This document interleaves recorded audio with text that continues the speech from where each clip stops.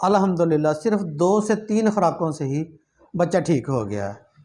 तो ऐसी कौन सी इलामत है, इस पर तफसील से बात करेंगे, वीडियो को पूरा देखना। तो जब बच्चा 2 से 3 दिन का होता है, उसका जो है ना वो पेशाब रुक जाता है। और अमूमी तौर पे क्लिनिक पे ऐसे केसेस आते रहते हैं कि 2 से 3 या 4 दिन का बच्चा होता है, तो बच्चों को ले आते हैं क्लिनिक पे, इसका पेशाब रुक गया है।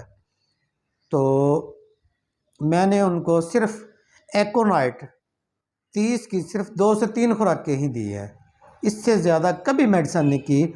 और अल्हम्दुलिल्लाह सिर्फ 1, 2 या तीसरी खुराक पर जो है बच्चे का पेशाब बिल्कुल ठीक हो जाता है। तो ये बात जो है वालिदैन को भी नोट करने वाली है, और डॉक्टर हज़रात के लिए भी ये एक जो है अहम नुस्खा है कि अगर बच्चा 2 से 3 दिन का हो, पैदाइशी तौर पे उसको पेशाब